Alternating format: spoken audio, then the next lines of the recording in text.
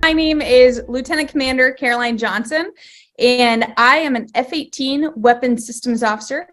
So that means that I targeted the missiles, bombs, did all the navigation and tactical coordination in an F-18 Super Hornet, which is a fighter jet flown on and off aircraft carriers in the United States Navy. So the way that I got into naval aviation is I went to the Naval Academy, and out of the Naval Academy, you go to college for 4 years, and then you get to serve in the Navy. And so you have to choose which job you're going to take. And you can either drive ships, you could be Marines, drive submarines, be a Navy SEAL, or you could fly. And I thought flying was pretty cool. So I went into flying, fell in love with it, and so I flew F-18s for my career in the Navy.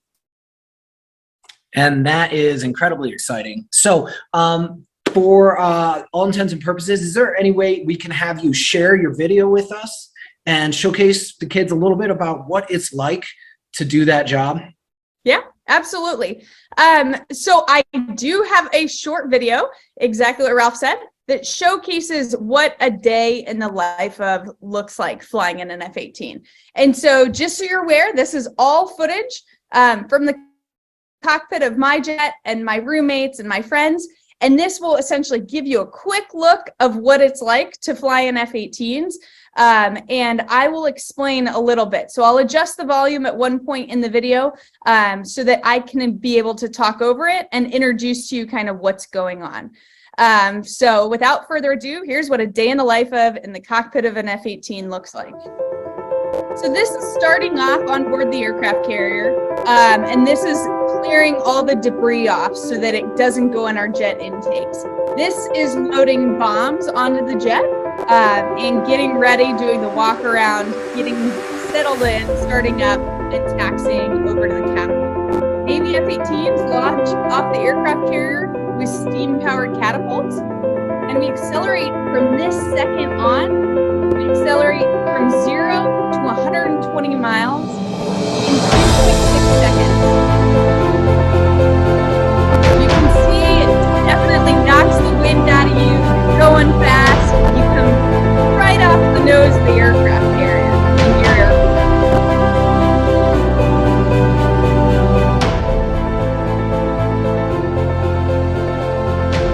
Once you take off, we settle off about 500 feet. We get steady, and then we climb up to elevation at our altitude that we're going to transit at.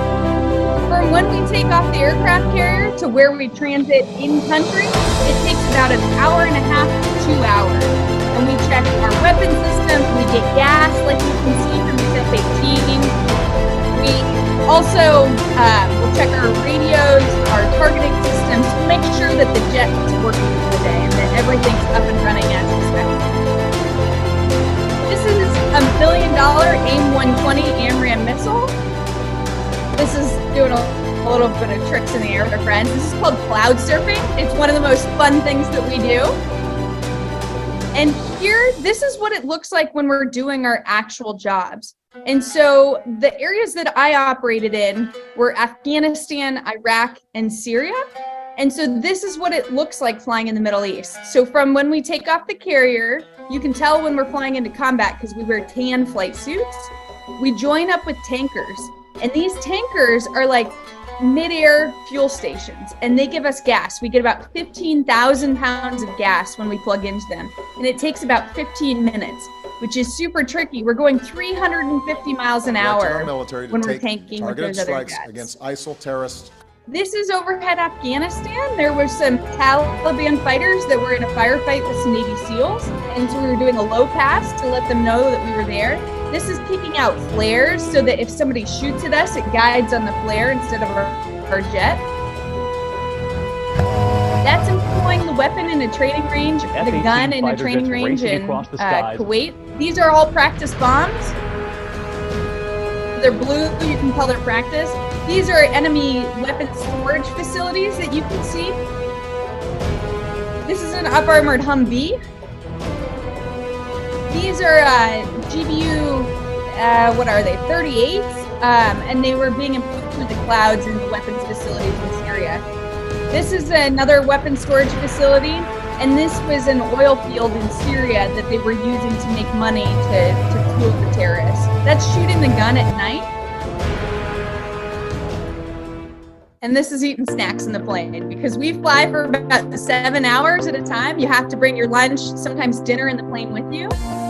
And this is coming back to the aircraft carrier. As we transit home, we'll always work on a little bit of aerobatics and make sure that we still have our skills. This is checking out a shipping container that's nearby the aircraft carrier.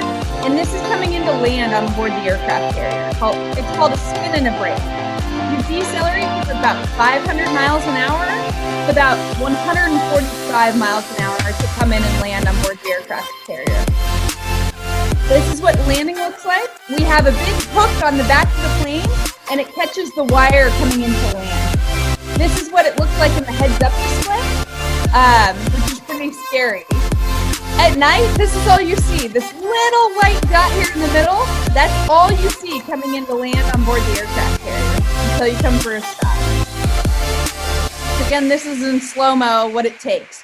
And when you land on board the aircraft carrier, you go from about 145 miles an hour to stopped in about 60 feet. So that's not like a Lamborghini hitting a brick wall, but it's like a Porsche driving into a cornfield. So super fancy car, and you decelerate pretty quickly. So it's like a controlled car crash every time we land.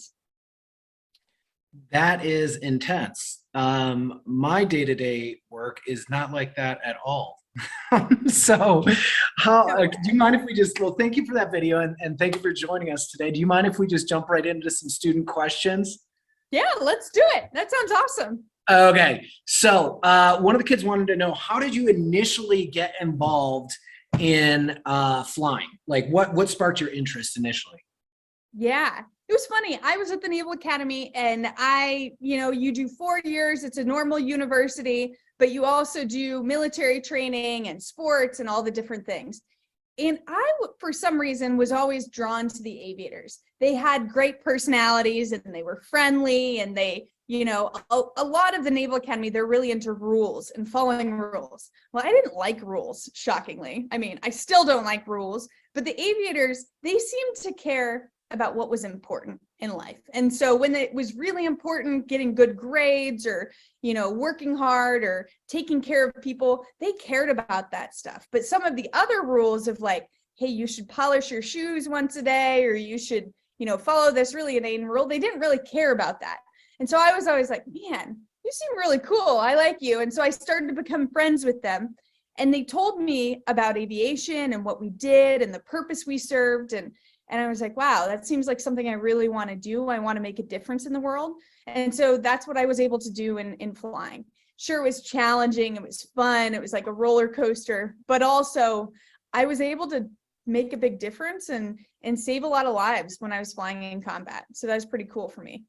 We thank you for your service, and we thank you for keeping all of us safe from terrorists and bad guys. So we have a question from my man Raul, and Raul is in Spain. Raul, go ahead and unmute and ask. You had an awesome question for our guest.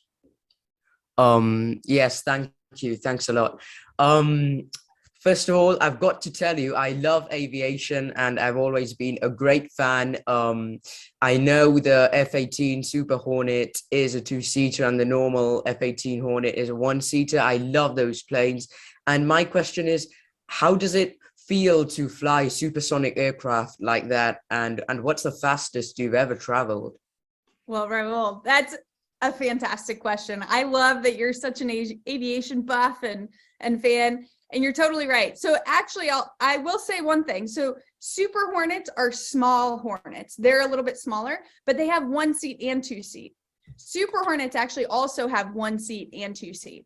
Essentially, it's a newer generation of aircraft, and it's a lot.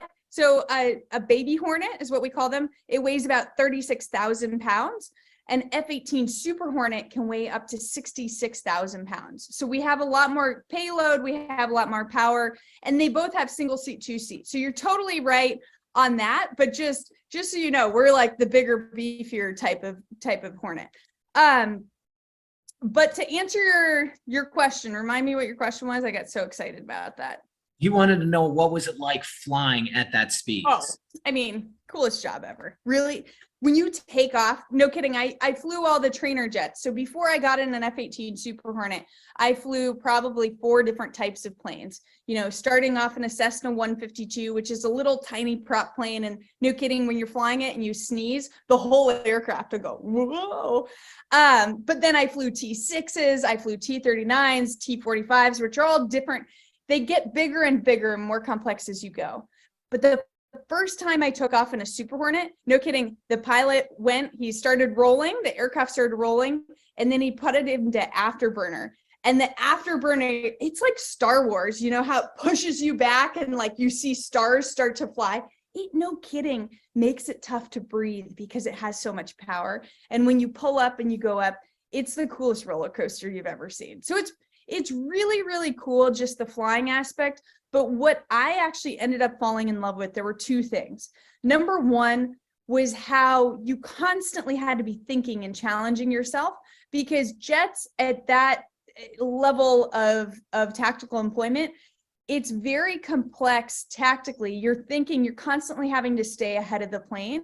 And when you're flying 500 miles an hour, that's a lot of like brain power to stay ahead of the plane. And number 2 was my sailors. In an F-18 squadron, there's 25 officers who fly, and there's 200 enlisted sailors who work on the jets, maintain the jets, do all the basic maintenance that we need to keep the jets flying. Leading those people and working with them, and the leadership aspect and taking care of people, was the second most amazing thing that I never knew. I thought it was about flying the jets and doing cool things, but it was taking care of people and really allowing their careers to thrive and succeed was one of the things I found most gratifying. And then I do remember you asked me how fast can I go and how fast have I ever gone, and I'll have to tell you, unfortunately, that's classified. If I told you, I'd have to kill you, but I wouldn't do that because I'm way too nice to do that. So I just won't tell you how fast I've ever gone, but it's pretty fast. I've broken the sound barrier for sure. That I can say. Is that a loud pop? I've only seen videos of it, but like when you're sitting in there, is it a loud pop? What's fascinating about breaking the sound barrier, so in real life, if you're outside and you're sitting, you know, on a flight deck and somebody breaks the sound barrier, it's a large boom. And actually, if we boom too low, it'll break windows in the house or car windows. It'll shatter car windows because it's so intense. When you're in a jet and you break the sound barrier, you actually have no indication that you've broken the sound barrier other than looking at the little speed, because the boom sound, you're going faster than the speed of sound. So it's actually behind you. So you can't even tell, and you actually don't feel anything in the plane. I feel like we're talking to a real life superhero. So it's just like, yeah, traveling the speed of sound, like I get coffee in the morning. So one of the kids wanted to know, did you guys have code names or call signs like in the Top Gun movies? And if so, what was yours and your roommates? Oh my goodness. Or if you're not allowed to say, it's fine. No, I mean, honestly, the F-18 community and flying is very much, you know, we have like 12-year-old boy humor in aviation. And so there's little ones there's little kids on here too. Yeah, so- yeah, it's okay. But I mean, it could be kindergarten humor. Honestly, I think we all joke around about these things, but my call sign was Dutch. And a lot of times they said it was because I was like a duchess, like a princess. So they called me Dutch. And then my roommate's call sign was Go Show.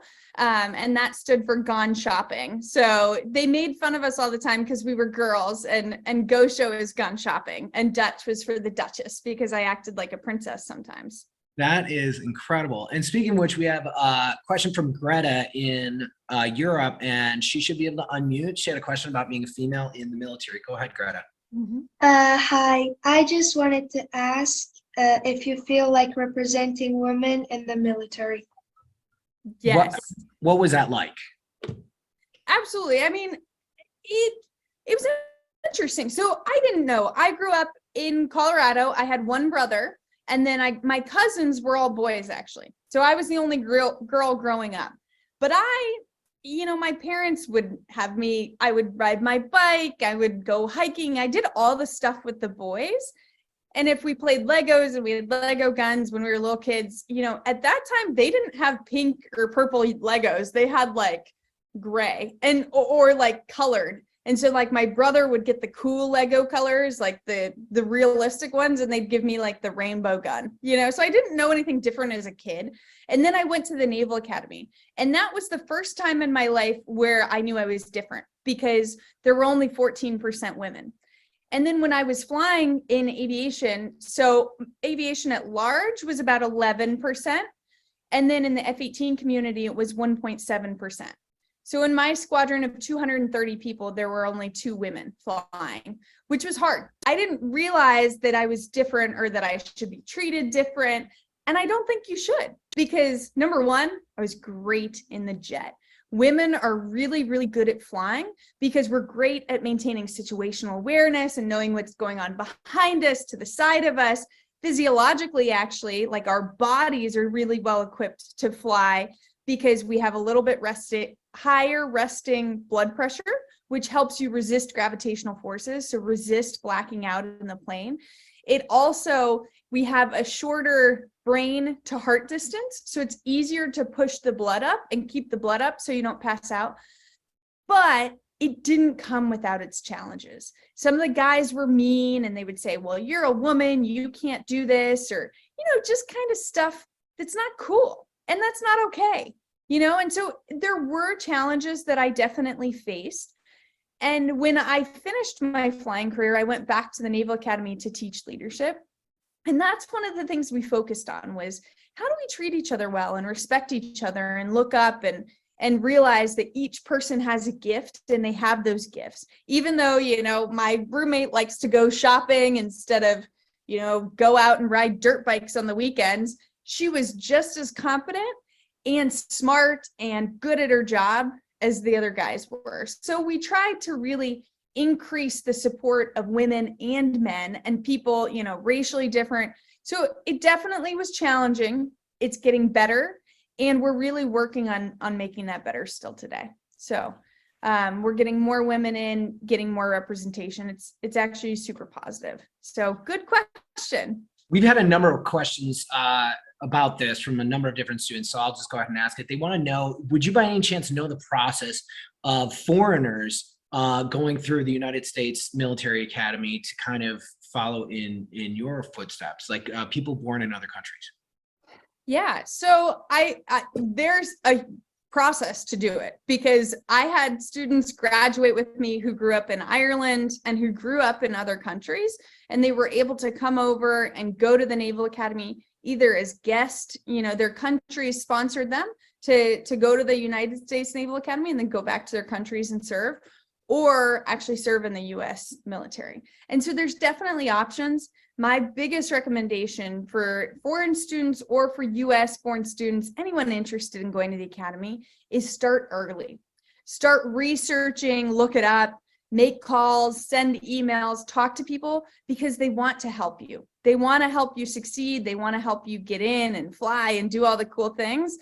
But start early, and also just continue to challenge yourself in school. So you're doing it right now because you've shown up, you're in a rigorous academic program, but focus on the math, focus on the science, focus on being well-rounded, getting involved in your community. Playing sports is really important. You know, you don't have to do, soccer, basketball, these traditional sports, but jujitsu, or if you want to be physically fit, that's part of it. And like the Naval Academy, when I went back to be a professor there, I would tell my students, they're obviously smart, but they're not like geniuses, because you'd be at MIT or, Harvard or something if academics was all you cared about. But Naval Academy, West Point, Air Force Academy, those students, they're good physically, academically, leadership is a big thing. They're community minded and want to be able to make a difference in the world and serve their country and do something that's bigger than themselves. So that's what really separates Naval Academy, Navy, and Service Academy people. That's really good advice. We have a couple more questions and we'll let you go. We have Emily had a question, and Emily, you should be able to unmute to ask, my friend. Hello, first, thanks a lot for giving your time. And I was wondering, have you ever find it difficult to combine your personal life with your fighter pilot life in terms of classified information that you couldn't share with your family, being separate for them, and doing a dangerous job? And if yes, how did you manage to do it? Oh my gosh, Emily, that is such an astute question. Good job on asking it. Number one, I will say, before we kind of get to the classified information part, is serving in the military was difficult with family, right? I was young. I was literally living on the edge of my seat, flying all the time, jetting around, not just the US, doing training all the time, but also around the world, right? Flying in the Middle East, going to France, which, being young, was such an adventure. It was, where are we going next? What are we going to see? Who are we going to visit? Where are we going to train? So it was fun, but it was hard because you missed family birthdays, weddings I couldn't always be at, Christmas, the holidays I wasn't always there, and also personal life, right? I wanted to date and have a family and that kind of stuff. And so I was single for a long time, it was good because I could focus on my career and have fun, but it didn't come without its challenges. When you then add on the layer of having a job that's highly classified and you're doing things that not a lot of people understand, there are ways to talk to your family about the things that you do in a non-classified manner so they can understand the magnitude of a difference that you're making in the world, right? So a lot of the things in the military that are classified are specific details about numbers and figures and missions. But in a more broader sense, there's actually a lot of stuff you can talk about. You just get really smart about how you talk about it. An example was when we were on the aircraft carrier and we were going against ISIS for the first time. If we wrote in our emails the word bomb, missile, employment, anything about Iraq, Syria, they would take away our email access for a month. And you didn't want that on the aircraft carrier because that was the only way you could talk to your family. And so you had to be really careful. But what I could do to tell my parents about the missions that I was in is I would send them news articles that were being posted in the US newspapers or France or Germany, and that it would talk about the missions that I did. And I would say, dear mom and dad, things are going well. And I'd say, hey, look at this really interesting article that I found, especially paragraph 2. And they'd look at it and they'd be like, oh, that's so interesting. And actually, that's how I got into making these movies. The movies that I just showed you was when we came back from deployment. I had all this footage, but our parents hadn't been able to see, and we hadn't been able to explain exactly what we did. And so I put together the movie, and we had a big party when we got back with our parents, and we showed them the movie. It was a longer, slower version, so parents could process it because they don't think as fast as we do, but they saw finally what we did. And it was funny to watch your dad crying, being like, that's the coolest thing. I'm so proud of my little girl. But that's a lot of what we did. And we were able to keep classified information classified, but also people are people and we all have jobs, and it's the human element to anything that you do is a lot of it. And so you can talk about that with people. So that was a good question. Really, really great. That is so intense. And we've had this question quite a few times. Has there ever been a situation where you ever had to eject or you were in like an imminent danger kind of scenario? If you can't talk about it, that's totally fine. But I'd be remiss had I not asked this for all the kids. No, that's a fantastic. Another good question. You guys, this is seriously, you ask better questions than my banker clients on Wall Street. So like keep them coming. But I never had to eject. If I had to eject, I would be like an inch shorter because the compression on your spine when you eject is really hard on you. And you actually, most people shrink an inch to an inch and a half. So I never had to eject, but I did have some scary situations. What was so amazing about my Navy training and going to the Naval Academy and flight school and the years of training that I had, actually, it took 9 years, 1 month, and 10 days from when I started at the Naval Academy to when I actually did my job in combat. So I had a ton of training and preparation. All this training and preparation made it so that when those emergencies happened, I wasn't scared. I knew exactly what to do. I was very confident in my skills. And also, you're so young and so like just courageous that you don't know to be scared until you're really scared. And then something would happen, we would deal with it, we'd do great. And then you'd realize afterwards, oh, that was pretty close. Like that day was pretty close, but you learn from it and you implement a process so that that doesn't happen again. So I would say the continuous learning process of being in the Navy and naval aviation is something that's really, really strong and really helps you overcome those scary times. Well, we thank you for your sacrifice and your service. We have one more student question before we let you go, because I know it's getting kind of late for our Eastern European kids. This is Lilou in France. Lilou, go ahead and unmute. You had a very good question, my friend, regarding examinations in aviation. Well, there you go. Hello, I'm Lou. I also love aviation, and my question was the qualification test to attend the Navy? If yes, how hard was it? And are there things that can make you not allowed to enter the Army? Yeah, so Did the you get all that? qualification test, your questions were about the qualification test to get into aviation and continually make sure that you're advancing. Is that right? Yes, Perfect. that was it. That was it. Yeah. So there's a ton of tests. I mean, you all know it going through school. It's constantly learning information, learning things, and then testing your knowledge to see how you're retaining it and how you're growing, right? Because we all need feedback to continue to get better over time. So to get into aviation and to get in any career field, you'll learn that there's a basic level of information or capability that you need to have. In aviation, number one, it's physical. So you have to be physically qualified for it. You have to have good eyes, good heart. Your eyes, you actually can get LASIK or PRK now. You have to have a good heart. You have to have a good back. You're healthy. You can run 1.5 miles, do push-ups, sit-ups, that kind of stuff, right? The basic physical qualifications.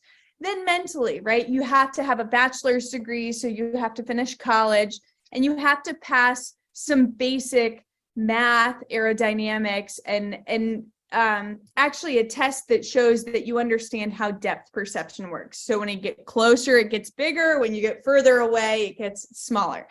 And it's a little bit of a coordination test. But other than that, most people can pass those things. Then they're continually teaching you. So honestly, the biggest things to succeed are continuing to prepare yourself and learn how to learn, because you learn a lot of information really quickly. When your first 6 weeks, you go to class, you do, engines for a week, aerodynamics for a week, and you learn really quick. Literally my books, they were probably this tall, and you'd have to learn all that information and then take a test on it on Friday. And you have to pass the test with an 80% or an 85%, depending on what was going on in the class. So those study habits that your teachers teach you now, with having time management, writing down your assignments, figuring out how to learn information, memorize it. Are you the person who listens to information and memorizes it? Are you a visual learner? You have to read it to memorize it. You have to build in the things you want to memorize over here and then write them on there. whatever those techniques are, those study habits, that's the most important thing that you can do now to continue to have a lot of success in the future, because learning how to study and how to perform is the most important thing that you can do. And that's how you succeed in aviation. Well, we cannot thank you enough for taking the time to talk to us. And before we let you go, is there any advice that you would have for these kids as they kind of go off into the world? I mean, you've elevated yourself all the way to lieutenant commander, which is, it's mind blowing to do that. And I have to say, you have to be the youngest lieutenant commander I've ever even heard of. But what kind of advice would you have for these kids as they go off into the world and figure out what they want to do, whether it's going into the military or something completely different? Yeah. So I have 2 easy things that you can do to get to an elite level of performance. And I keep it easy. In aviation, we keep things really simple, really clear, and really easy. My 2 key things are preparation plus perseverance will get you to an elite level of success. So number 1, the preparation is doing what you're doing. Study hard, work out, just do things step by step. Realize that you're not going to get from where you are today to flying in the cockpit of an F-18 in 4 years without taking those little steps and continuing to prepare yourself and continuing to get to that next level. Perseverance is sticking with it when it gets hard. Being a woman in the community was hard, being away from my family, but focusing on why I was there. I was helping the Yazidis on the ground in Iraq and the Army Rangers and the Navy SEALs, keeping them safe. I was helping lead people in the next generation. So sticking with it and focusing on why you really care and why you're there, and you'll get to these elite levels of performance and you'll be ready for it when it comes. So preparation plus perseverance will get you to an elite level of performance, and just keep it simple. So that's my recommendation. That is solid. And before we go, and we'll have a recording available for everybody probably the next day or so, we have the edutainment learning link. Go ahead and sign up for any guest speakers that should it meet your schedule or your interest, guys. But I am going to end the meeting for all. But before I do, I'm going to ask everyone to unmute. And can we all say thank you to Lieutenant Commander Johnson for taking the time to speak to us today from her very important experience. Thank you so much. Thank you. Thank you. Thank you. Much. Bye.